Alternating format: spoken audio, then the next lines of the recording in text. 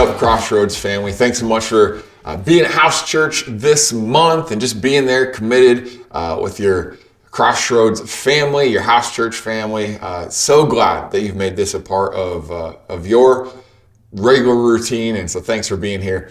I'm really excited. We're going to get right into our content today. I'm really excited to continue to grow together, continue to fix our eyes on Jesus and take some steps towards him even today, just have some time of reflection and discussion today. But before we do that, we're gonna get started with some worship. So as you're gathered there at your house church, hey, let's be bold. Let me just encourage you again, let's be bold in our worship. Let's not just settle into routine, but so if you want to stand, let's stand and worship, but you do what you need to do. Let's meet with God here today before we move into anything else. So come on, let's worship the Lord tonight.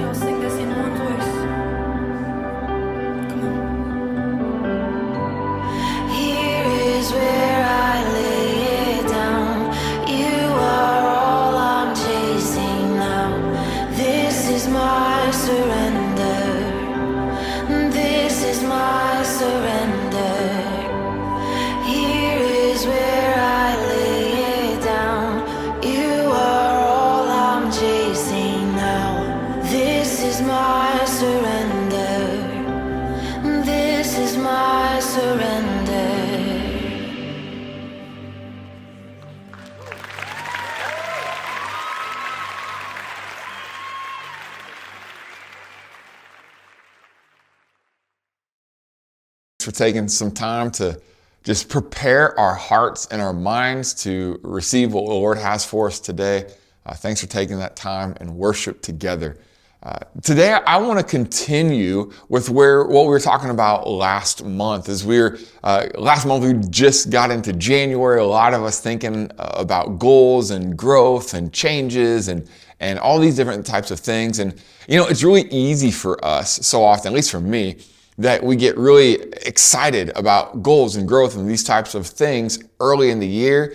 And then a few weeks go on and then we just kind of settle back into routine. Some of them kind of work, some of them maybe didn't, and I just go back to life. And so I want to, before we do that, or maybe some of you already have, I would love to just take a quick poll. All right, so right there in your room there, okay, how many of you have at least set, in it could be January 1 or sometime in this month, how many of you, show of hands, how many of you at least set some kind of like personal goal for yourself, or spiritual, health, financial, relational, whatever, some kind of goal, okay? Some of you got, okay, good. Now, how many of you guys are still right exactly on track with the goal as you planned? Okay, probably fewer hands, right? How many of you though, right, there's no guilt, shame here. How many of you though would say, I've at least taken a single step in the direction of my goals, right? I would imagine most of us have done just that. And so I want to share some scriptures today and also some concepts today that have been helpful for me, particularly in some spiritual goals that I've set for myself.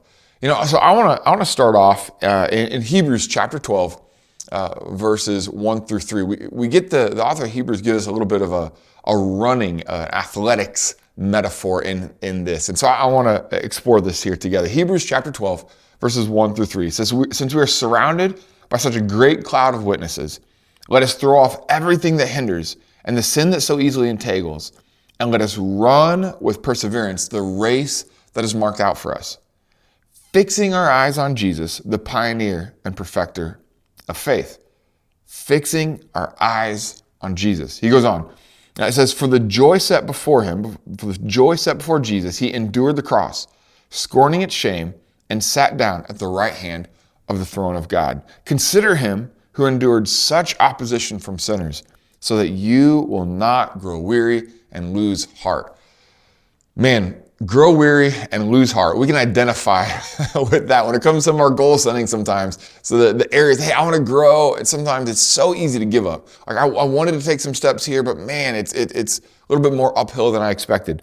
So I want to highlight a few things here. First of all, it says in this race of life, we are called right here to run after Jesus, to run like Jesus, right? Fixing our eyes on him.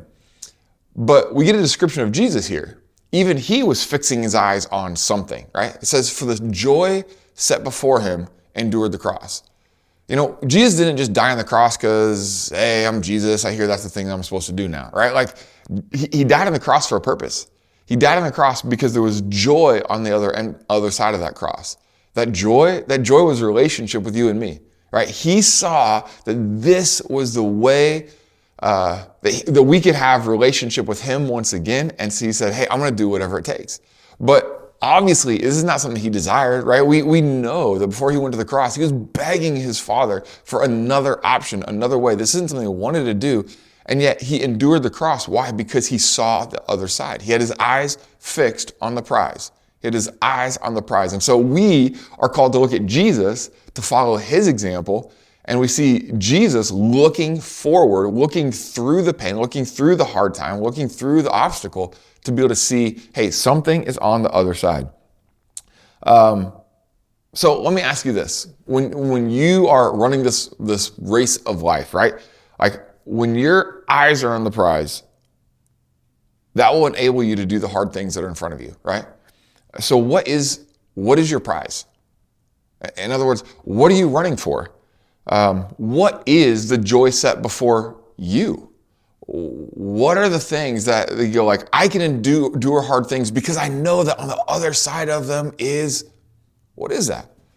There's a couple different ways to look at this. One, there's this big picture like idea, and this is where I think tend to go typically is like, hey, it's Jesus. It's all about Jesus and knowing Jesus more. And that's good. And that's bottom line. That's the truth. But I believe this also applies to just more specific seasons of life. In this season right now, again, a month ago, we challenged ourselves like, hey, where do you want to be a year from now? Like, where do you want to be different a year from now? How do you want your life to look different 1 year from now? Maybe it's growing in joy, or maybe it's growing in a particular relationship. Maybe it's having a deeper, closer marriage, or maybe it's, I don't want to deal with some of this addictive behavior, whatever it might be. But what is that? Friend, I'm going to argue that on a smaller scale is the joy set before you. And some of us, we find ourselves just like trying to like set goals and go through the rhythm and go through a routine just because, well, I ought to, my pastor says I should pray more, or I feel like, I probably should read the Bible. I'm gonna tell you what, if that is your attitude, then you're probably not gonna endure hard things very, very well. You're probably not gonna get up early and make sacrifices because there's this thing I ought to do. You see, I believe that when we model Jesus, Jesus saw the joy on the other side of the obstacle and said, yeah, it's worth it. Paul writes similarly around this kind of concept, borrowing also from the race metaphor, the athletic metaphor. He talks about it in 1 Corinthians chapter 9, verses 24 through 27. He says, do you not know that in a race, all the runners run, but only one gets the prize? So run in such a way as to get the prize. So what does he mean by in such a way? Does that mean just like run real hard till you can't breathe? Like what does he mean by in such a way? Well, he explains that in the next verse. He says, everyone who competes in the games goes into strict training. So when he says run in such a way, he's not talking about like right there in the race. He's talking about preparing for the race. He's talking about the training for the race. Everyone who competes in the games goes into strict training. They do it to get a crown that will not last, but we do it to get a crown that will last forever. Therefore, I do not run. I love this part. I do not run like someone running aimlessly. I do not fight like a boxer beating the air. No, I strike a blow to my body and I make it my slave. Man, I'll say that is tough, right? Like I love that verse. That is so tough. Like Paul's just like, no, I strike a blow to my body. I make it my slave. My body's cravings doesn't dictate what I do. I dictate what my body does. I will make my body subject to my desires or what I seek to accomplish. Like this is what an athlete does. And so I will do this all the more in my spiritual life. So I strike a blow to my body, make it my slave, so that after I've preached to others, I myself will not be disqualified for the prize. See, Paul knew what he was running after. He knew what he was fighting for. Do you and I? Do we know why we go into strict training? Like I love this text, and in fact, it's one of my favorite texts because it has these themes, right, of purpose and discipline and motivation. And we understand this in the athletic world, don't we? Like we totally get this. Like athletes have to subject their bodies to intense training, to hard things. We understand that because we know that if you want to win the game, if you want the gold medal, if you want the championship ring, like there's one way to do it, and it is subjecting yourself to hard things, like strict diet, hard work. I coach basketball. If one of my players, if we got a morning practice, you got a 6 a.m. before school practice, and one of our players is like, hey, coach, I'm not really a morning guy. I don't think I'm gonna come in the morning. I'd be like, you're not a morning guy, so you may saying like you're also not a winning guy. You know what I mean? There's no place for that. Like if we want to win, we got to practice. If we want to win, we got to work hard. It doesn't matter how I feel. And so what Paul's saying here is like we understand this, and you and I do that. We understand this in the physical athletic world, and Paul's saying like, how much more in our spiritual lives, right? We'll subject our bodies to anything in order to win a game. But when we're a little bit tired or we're not quite feeling it, maybe I'll just do church on my own today. Maybe the sleep will be good for me. I'm going to skip over my Bible reading time today. I know I was supposed to go hang out with friends, but I think I'm going to just kind of stay in and watch Netflix tonight. Like all these healthy things that we do, how easy it is because of how we feel. And Paul's like, no, you got to know what you're going for. You got to know what you're running after. And you've got to just subject your body to do the things that you don't want to do. This is where growth happens. This is what winners do. And it's not just in athletics. It's in our spiritual lives as well. Maybe you've heard people talk about, like discipline is what kicks in when motivation runs out. Have you heard that before? Or something along those lines. Discipline is what kicks in when motivation runs out. And to be honest, I do think it's true, but I think it's incomplete. So bear with me here. The problem here is this. And I've heard that statement before and just been like, I don't like that statement at all. I kind of hate that statement because I don't understand that statement. Because if I don't feel motivated, why would I be disciplined if I don't feel motivated? Like that just doesn't make any sense to me whatsoever. If I don't have any motivation to go do hard things, I'm not going to be disciplined to go do hard things. And here's what I've come to believe and come to realize is that discipline needs fuel to take you anywhere. It needs fuel. The problem is that the fuel for discipline is motivation. And so but there's a difference. There's a difference. Not feeling motivated is not the same as not having a motivation. When I don't feel motivated, that's when I need discipline to kick in. But discipline runs on the fuel of having a motivation. There's a huge difference, right? If I don't feel motivated and I'm like, I want discipline to kick in, but the only thing that's fueling my discipline is, I probably should pray more. That discipline's never going to take you anywhere. However, if we have our eyes on the prize, if we know the joy that is set before us, that motivation, let me use a different word that's less confusing, that purpose will fuel your discipline. And so one of the things that I see constantly, one of the things that I see just a big issue in spiritual growth and development, the place that we plateau is we try to do all these disciplined, hard things. We're trying to change our behaviors and add different habits to our spiritual lives, but we don't know why. We're doing it just because we feel some sort of obligation that we ought to. But obligation is the worst fuel for discipline. It won't take you anywhere.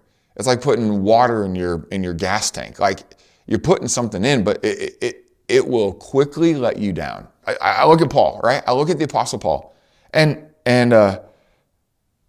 he says he's going to go into strict training. He's going to strike a blow to his body. He's going to make it his slave. But if you're running aimlessly, you're never going to get the job done. If you're fighting like a boxer, fight in the air, you're never going to get it. If our goal in life, if our purpose, if we don't have a motivation that drives us, a picture of what life is like when I'm on the other side of this, like Jesus, that joy set before us. If we don't have that, our discipline is going to die as quick as we try to engage it. It's going to die as quick as our motivation runs out. As soon as we're not feeling it, it's not going to take us anywhere. So we're going to do this tonight. Again, we want our house churches to be practical. Last month we talked about just some practical steps of where do we want to grow, and what are some action steps we can take towards that. Today, I want us to go a little bit deeper. Maybe you're killing it on your goals. Great job.